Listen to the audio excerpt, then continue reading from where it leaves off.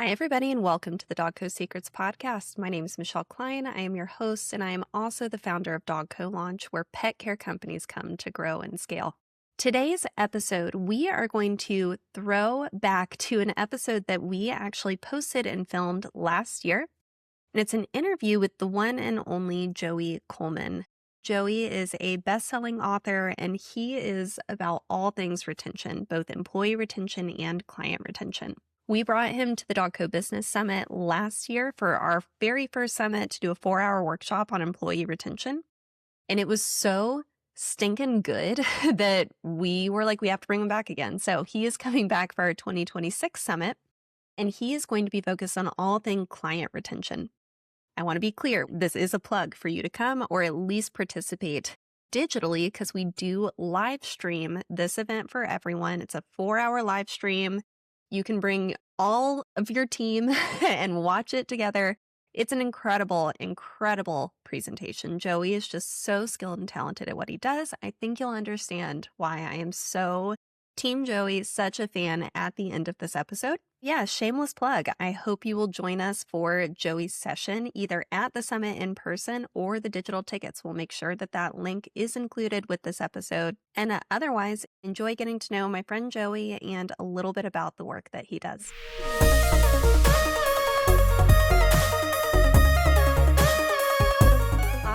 Welcome, everybody. I'm delighted beyond belief to introduce my new friend, Joey Coleman. Joey is the very first guest of the DogCo Secrets podcast ever.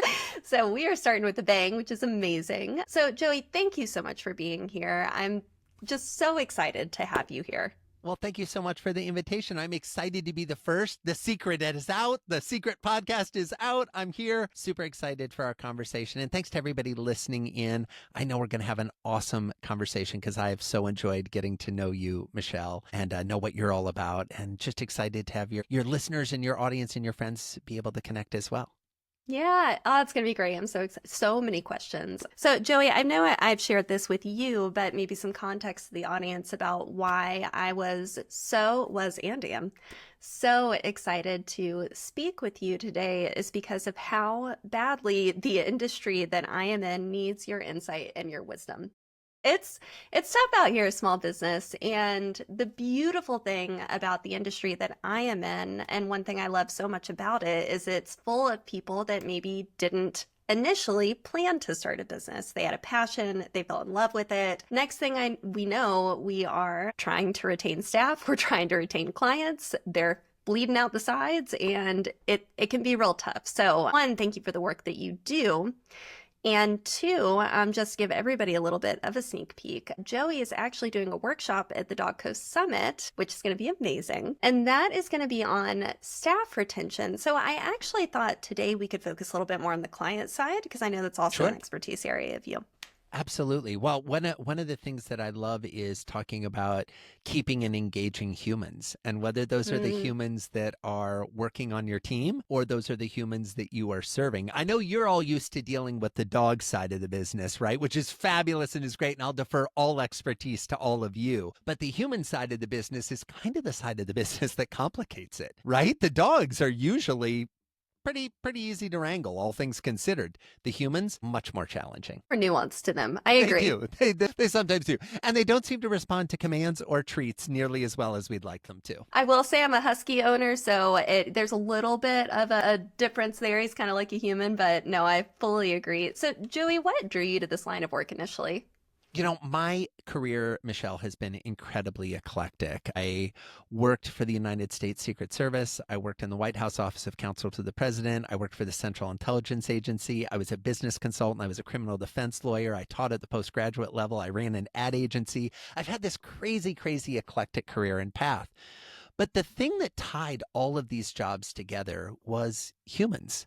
And how do humans act, and why do they act the way they act, and what can we do to convince, persuade, encourage them to act in a way that is in alignment with our goals or our worldview or our desires. You know, I was a criminal defense lawyer. How do I get this jury to find my guy not guilty? When I was running an ad agency, how do I get these prospects to decide to buy this product? You know, when I was teaching, how do I get these students to want to do their homework, right? So all of these various roles and responsibilities that I've had throughout my career were about what drives the behaviors that we desire. And that led me to explore what drives prospects to become customers, what drives customers to stay customers, what drives candidates to become employees, what drives employees to stay as valued members of the team for the long term. And it's all the same types of things. What is the person feeling at this time?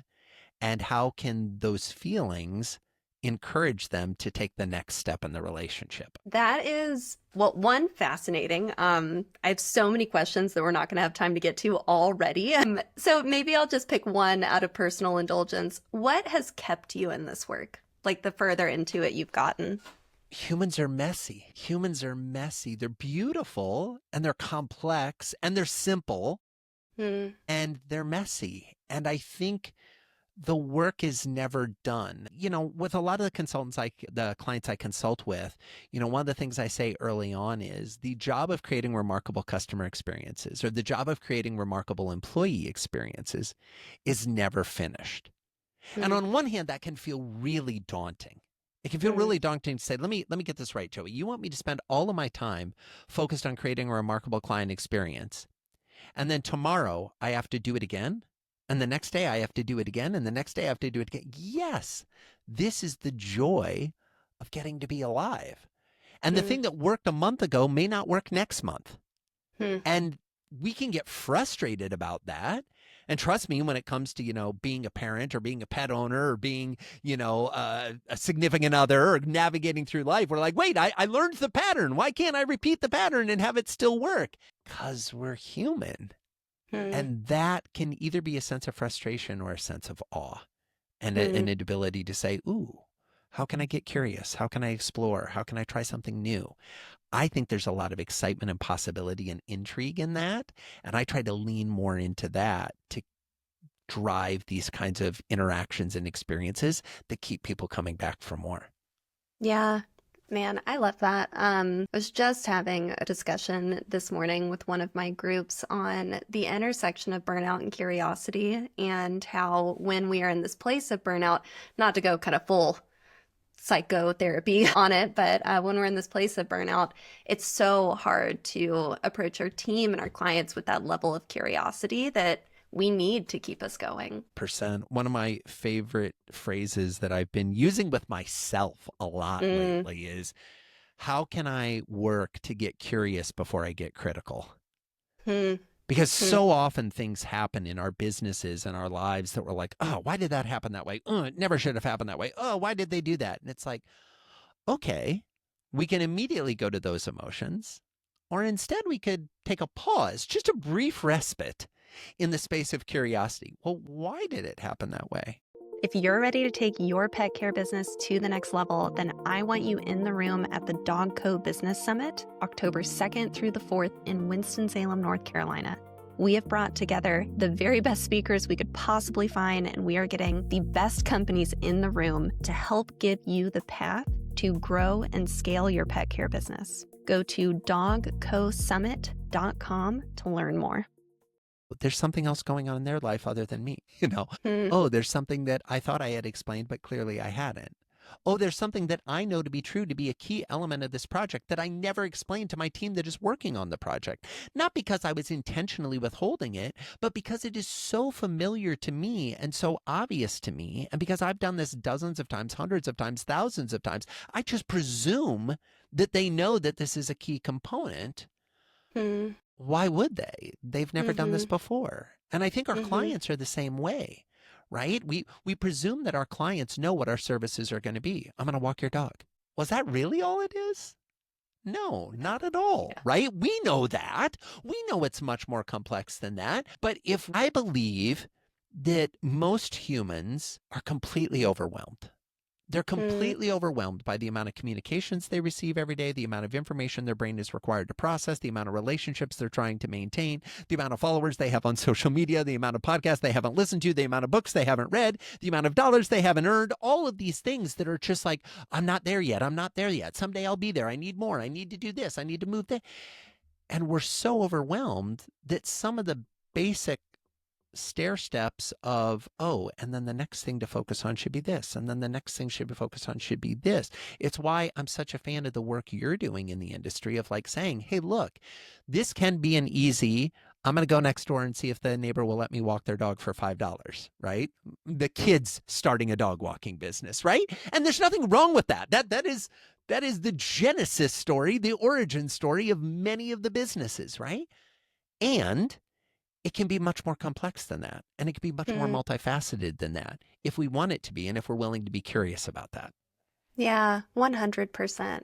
Um, so, okay, I want to give some context on why I want to focus so much on client retention today, and it's specific to this business model. And then I want to immediately take us off course of the questions I sent you to ask a question about assumptions. Perfect.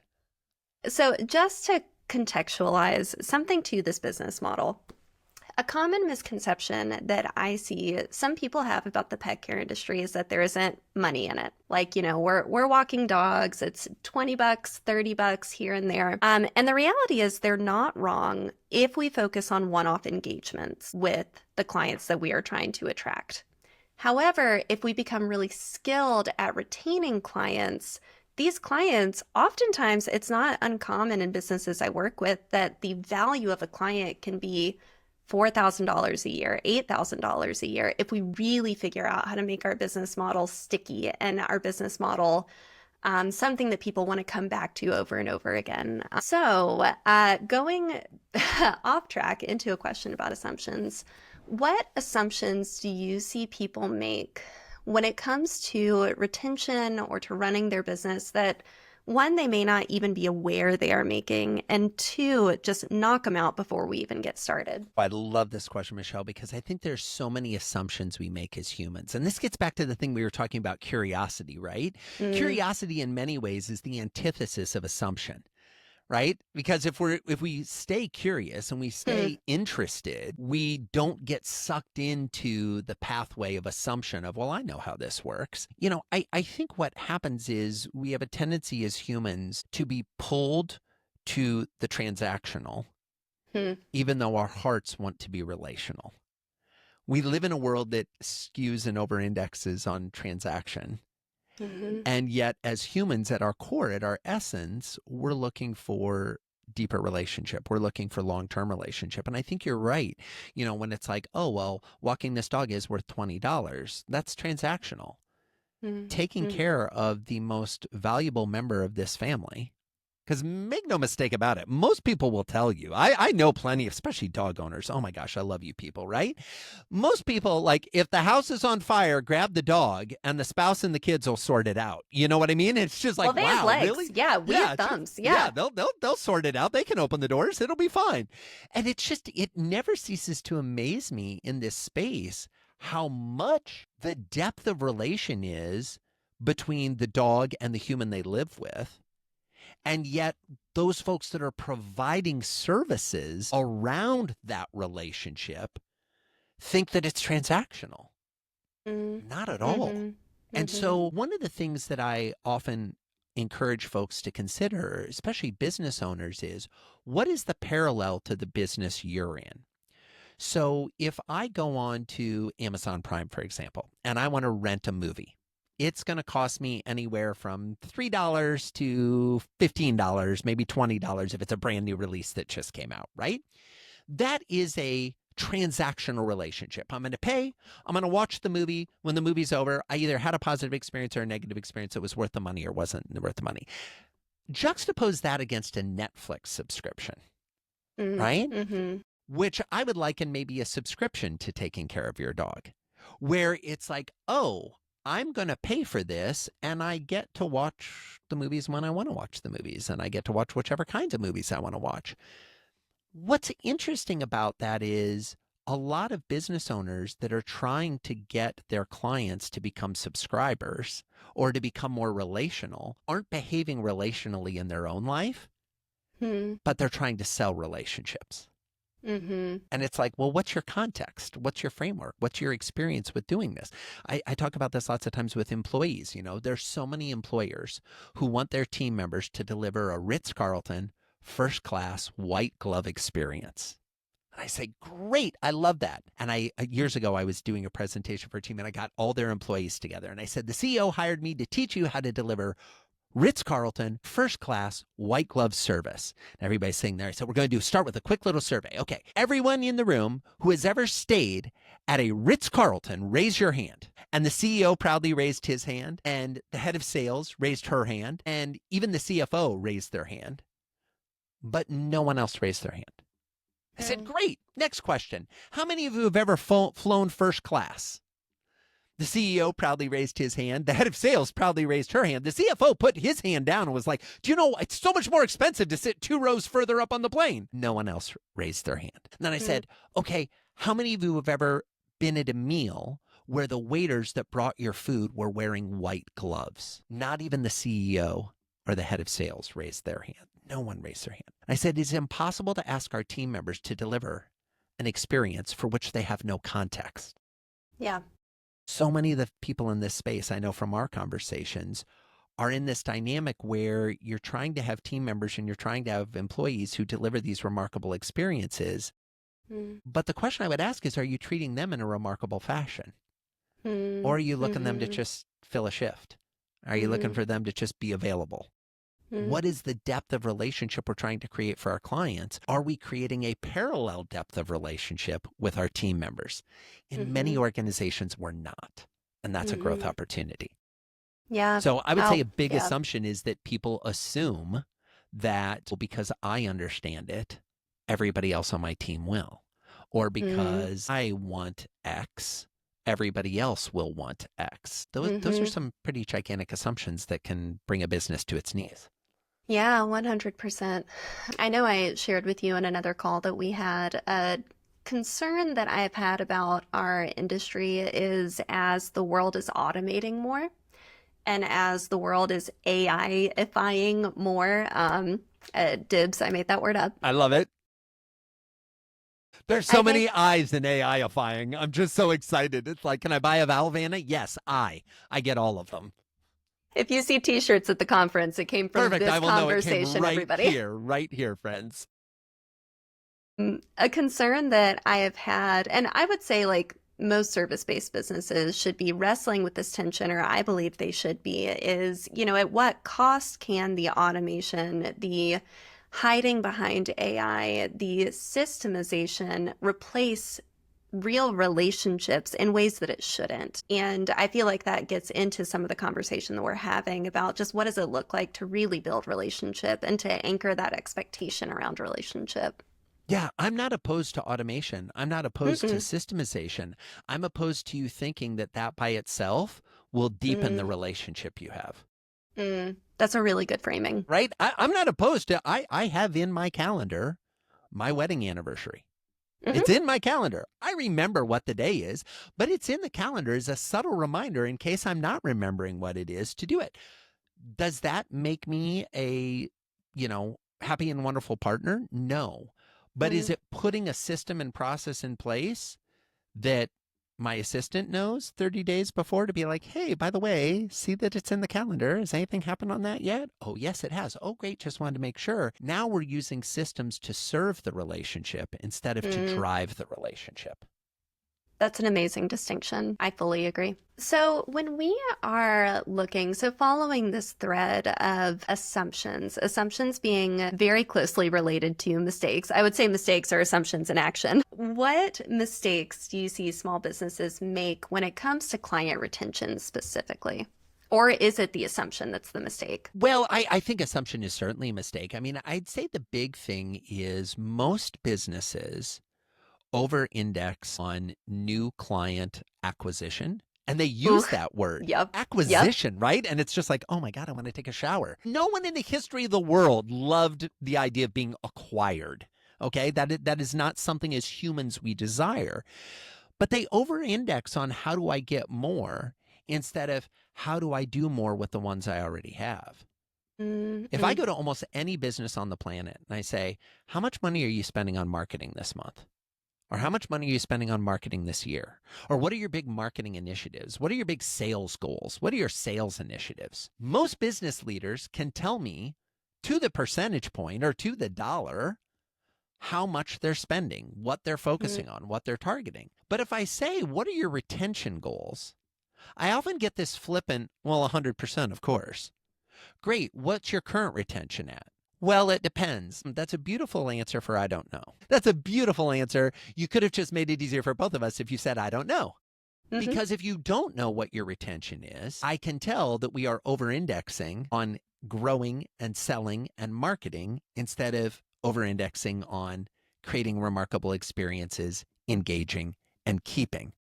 And the difference to me is the difference between do you have a very expensive job or do you have a business? Mm-hmm. Okay, you have a very expensive job if every morning when you wake up, your drive is how do I get more? Mm-hmm. You have a business of is if when you wake up in the morning, you're saying, who am I serving today that continues to fuel this engine that is my operation? And I just think that mindset shift can be huge. And then when we match that with what are we tracking? What are we paying attention to? What are we allocating budget, time, effort, and energy towards? Is when we actually start to see our businesses evolve to what many of us want them to be when we decide to start a business. Mm-hmm. You know, entrepreneurs are Mm-hmm. beautifully the only humans I've found that will happily work 80 hours for themselves so they don't have to work 40 hours for someone else. And that's great. And there comes a time where that's not sustainable. I can't wait to rewatch this for myself. I just want you to know. I'm like, well, there's a nugget. So I have been very open with my clients that my number one mistake in my previous business that I sold 2 years ago was like heavily focusing on front end client acquisition compared to retention. And that is why I actually can't tell you what I spend in marketing right now, but I can tell you my retention is 92%, my churn is 8%, and I track that like the devil because that's not going anywhere.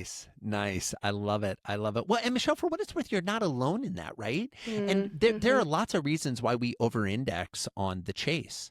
Mm-hmm. One of which is we're human. Mm-hmm. Let's be candid. What's more exciting, dating or marriage? Well, as somebody who's been happily married for 15 years, I will tell you the first draw is the dating. It's new, it's different, it's exciting. What's going to happen? Who's it going to be? What are we going to talk about? What's going to go on? What are we going to order? What show are we going to see? When we get into the more consistent, repetitive elements of a long term relationship, if we're not driving forward to bring the energy, to bring the joie de vivre, to bring something that's, new or exciting or different or unique, we will, of course, draw into the aspects of our humanity that are just more rote and consistent as opposed to more unique and awe-inspiring. Mm-hmm.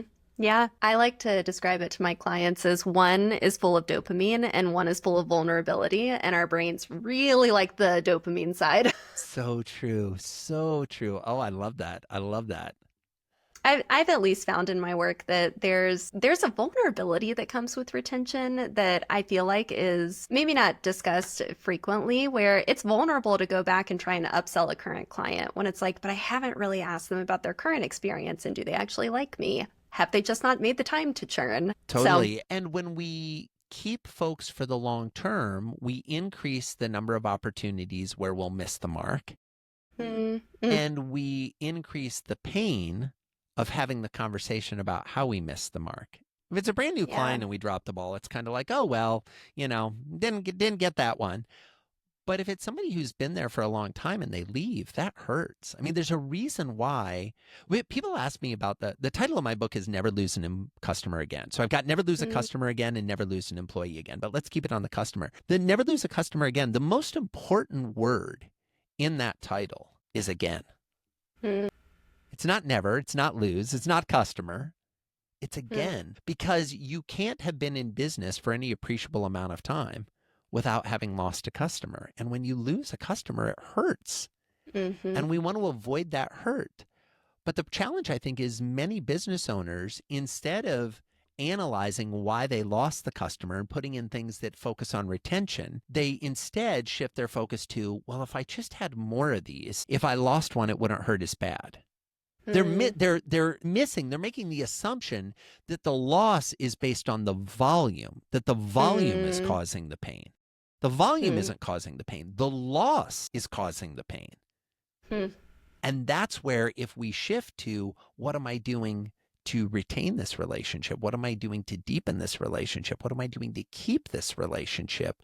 We have a very different metric by which to analyze our actions, our messaging, our behaviors, and the type of experiences we're creating. Yeah, fully agree.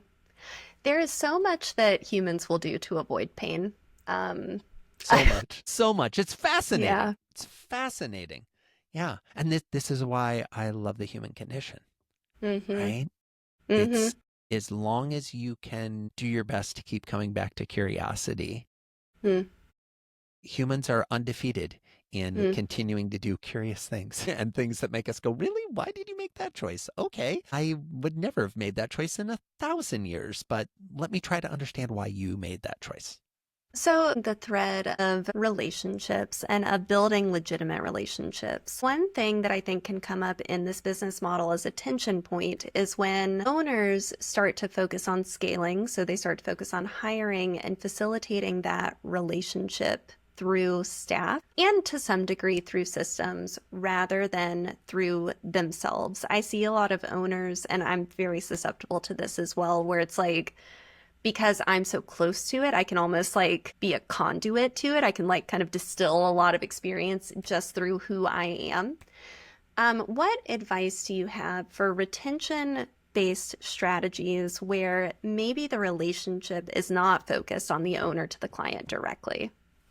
Where the relationship is focused more on the client and the provider, if you will, or the team member? Say to the business holistically. So to really creating this relationship with the business more so than like one individual person as it grows. Yeah. So I think what's fascinating is there's this nomenclature that has evolved in business over the last few decades of, are you a B2B business or are you a B2C business? Are you a business that sells to other businesses or are you a business that sells to consumers? And I find a fundamental flaw with both of those approaches in that you are an H to H business. You are a human to human business. And even though the relationship we're trying to create is with the business, not with the person walking the dog, not with the owner, because they may never meet the owner, the relationship is with the business. Okay, well then how do you build loyalty to the business? You build loyalty to the business by creating a remarkable product that over-delivers on the promise consistently. Very few of us had a personal relationship with Steve Jobs or anyone that worked at Apple. And yet Apple has one of the most loyal fan bases on the planet. Why? Because if you are an Apple customer, you believe that that says something about the kind of person you are. I think the opportunity in your industry is to say, I am the type of person who loves my pet so much that I am a customer of this company, right? And it becomes an identity because it is a lot easier to cancel a subscription or to not book a service than it is to chip away at our identity. So who is the kind of person that cares so much about their pet that when they're away at work, they're going to have someone go into their home, get their pet and take their pet for a walk? Well, the kind of person who puts unbelievable value on that relationship with that dog. And so it's like, okay, how can we make this more about the identity and the relationship and transcend the you're taking the dog for a walk? The product is walking a dog. The service is maintaining the relationship and delivering a care that is not the same as the care that the person who lives with the dog would give, but it's the next best thing. One of my favorite marketing taglines I've seen in this industry was, of course, now I'm going to butcher it that I said that, but something along the lines of, we're the stand-in best friend. Like we're B Squad, but we're a really good B Squad. Absolutely. Yeah. And let's just acknowledge it for what it is, right? And I think the best businesses are the ones that are very clear of the role they play, and they don't overplay their role, but they also don't underplay their role. They deliver Mm-hmm. on what their role is, bringing it back to Apple. And I use this example, and I know Apple gets used regularly, but it's something that is so common in our lives that we have an understanding of it. Headphones used to always be black until Apple came along and made them white. Phones used to be for making phone calls until they became about listening to music and surfing the web and texting your friends and sharing pretty pictures. And so what it has done is they've transcended the thing that you thought you were buying. And instead, you're buying identity. You're buying a lifestyle. You're buying a worldview when you buy Apple. And the same holds true for Android. If you buy an Android product, you're espousing a different identity and a different worldview. And that's great. It's not my personal one.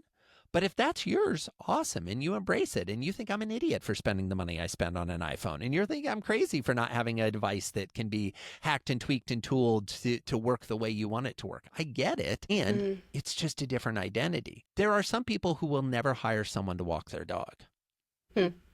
You shouldn't really worry about those people. Right. Those aren't your people. That's okay. It doesn't mean they're bad, I hesitate to say pet owners. I don't know what the operative word is, because I know a lot of people are like, don't call the dog an owner. It's not an owner. It's their friend. It's the human they live with, that kind of thing. But the other humans they live with, right? Yeah. It's like, what can we do to respect the relationship and acknowledge the relationship and serve the relationship? That goes beyond just serving the dog or serving the pet. I have a purely self-indulgent question because I'm so curious about this. I think about this very regularly, both with my business and also just in marketing generally and working with clients. What advice do you have on how to set expectations that are still incredibly attractive? It's a really good offer. People are very attracted to what we are marketing and positioning, but that are appropriately set so that we can over deliver on. Yeah, it's a really interesting question, because I think as business owners, especially when we're starting out or when we're scaling beyond like just the owner, right? When we're hiring that first team member, the second team, I'd say when we're kind of in that phase, our desire to prove our value is so great that, and again, this is because we're humans, we want to share everything we're going to do. We want to share all the pieces of the puzzle. And the reality is, expectation management, again, no one ever grew up saying, gosh, I hope to be managed someday, right? It's like the same people didn't want to be acquired, don't want to be managed. I think it's more about expectation setting and expectation exceeding. And I think what many businesses fail to do is to accurately set the expectations at the beginning while leaving room for exceeding. Like, I love going into a relationship knowing these are the 4 ways I'm going to exceed your expectations. I'm never going to tell you. They're just going to happen. It's going to be awesome. But I'm not going to give you a hint about it early on. Now, I may pick one of those to share early on, but the second I share it, it becomes expectation setting, not expectation exceeding. So that becomes the norm. And there may be competitive reasons that you want to make that the norm. Hey, compared to all the other folks that you could hire, we do this thing. Oh, you send a picture every time when you're on the wall. Okay, good. There's proof that you're doing it. Okay, great. Now and I realize that's increasingly become the norm in the industry, but there was a time where that was the icing. That was the special thing. Now it's become the expectation. There was a time, I know I'm dating myself here. Sorry for all you young whippersnappers, all right? But like, there was a time when you ordered something online, you paid for shipping. Okay, I know it's a little crazy, taking me back to the aughts, the crazy 2000s. But it used to be you had to pay for shipping. Then Amazon came along and said, no, we're going to change the expectation. Shipping is free.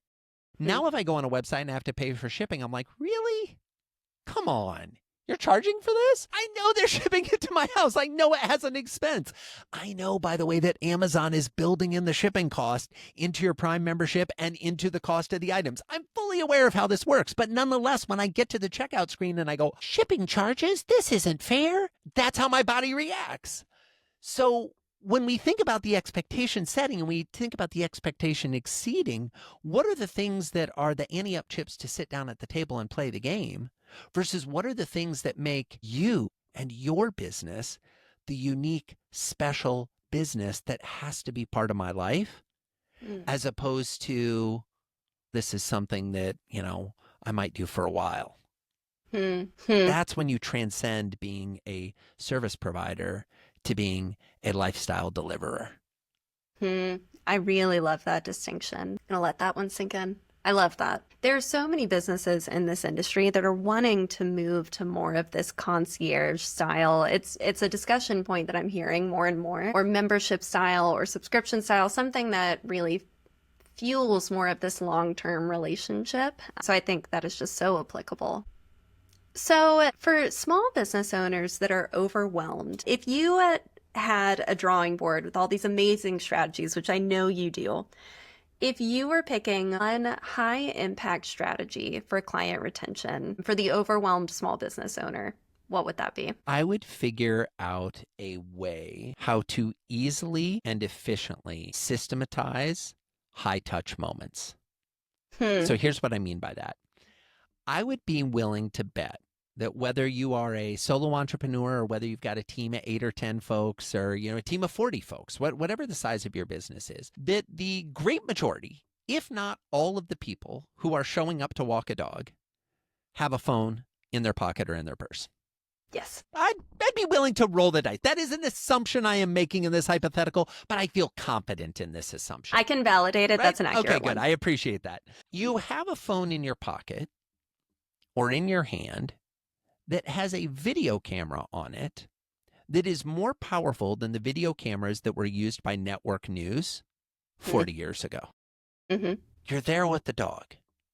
You have the camera. It's in your hand. Let's just use it. Let's just use it to take a photo. Let's just use it to shoot a quick little video. And then share that with the human that is thankful that you are spending time with their pet that they don't get to spend. And shake it up. Sometimes make it a photo. Sometimes make it a photo in the house. Sometimes make it a photo where they're pulling the leash almost out of your hand and they're running ahead if they've got one of those type of dogs. Maybe it's they've got the type of dog that likes to get to the park and lay down in the grass and just sit there for a bit. If you've walked this dog more than once, you probably have a feel for what kind of customer you're dealing with in terms of the furry barking kind, and what kind of customer you're dealing with in terms of the one who actually pays for the house where the furry barking one lives, right? Play both of those. If it's a high maintenance, I've got a spreadsheet to manage every aspect of my life, skew towards that type of communication with the human. If they're this is my little booby, well then skew towards that kind of communication. Show that you know how they interact with their pet in a way that to your point earlier, we know you're the B squad, but you're the B squad who watched what the A squad did and is trying their best to replicate it. And then I would capture that so that they have digital proof that it's happening.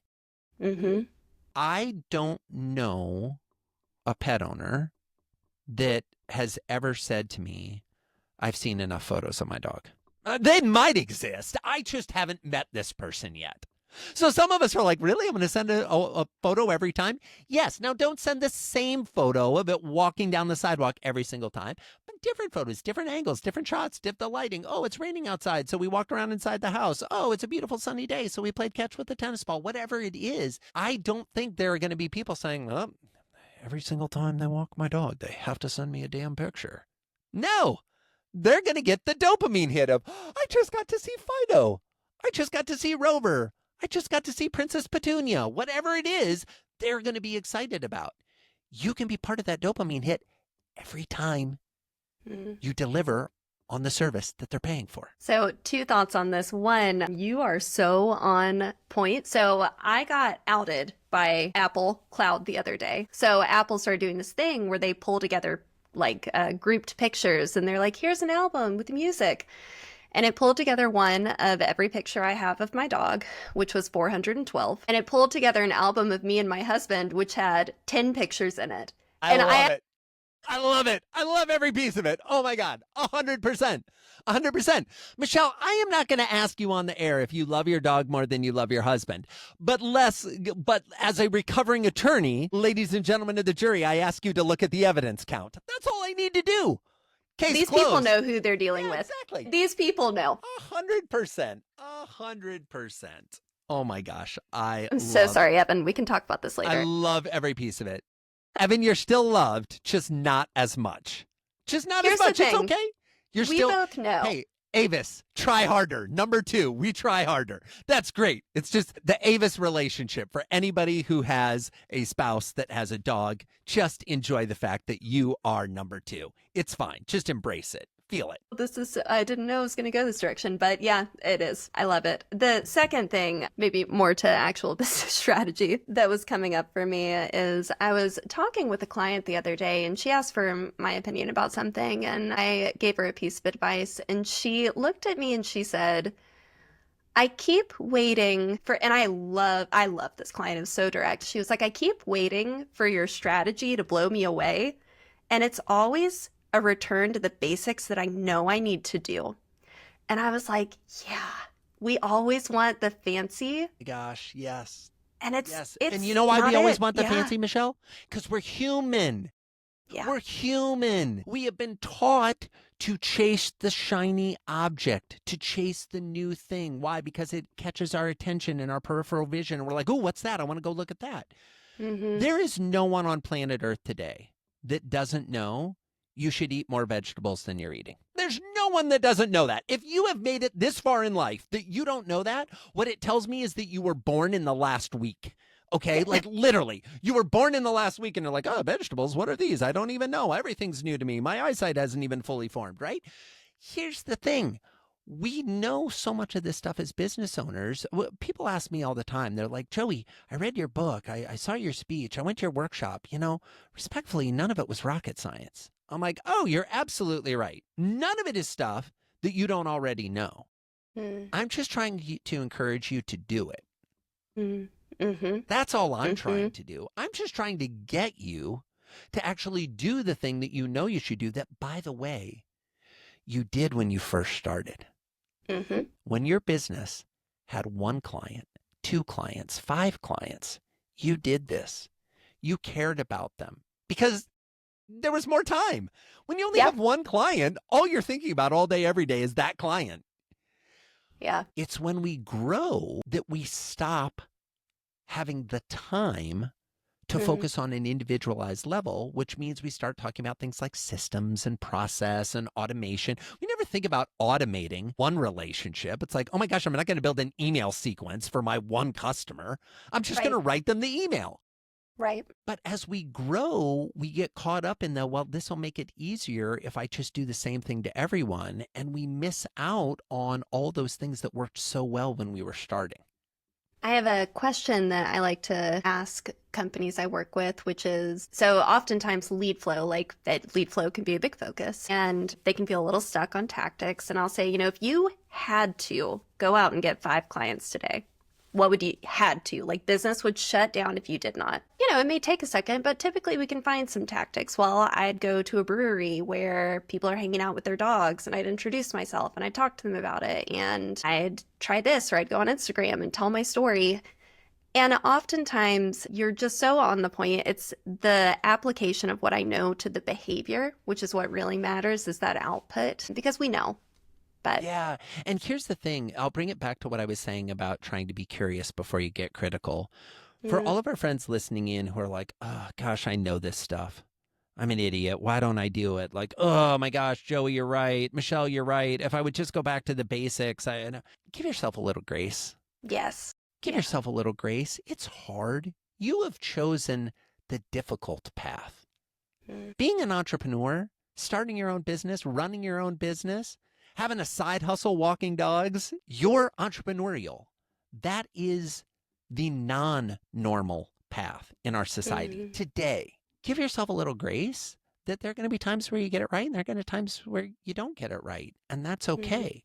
The comforting thing I find is that if I come back to basics, if I come back to the things that I know work, if I come back to the things that I know would light me up, would light my spouse up, would light my kids up, would light my neighbor up, chances are pretty good those are going to light my customers up too. Why?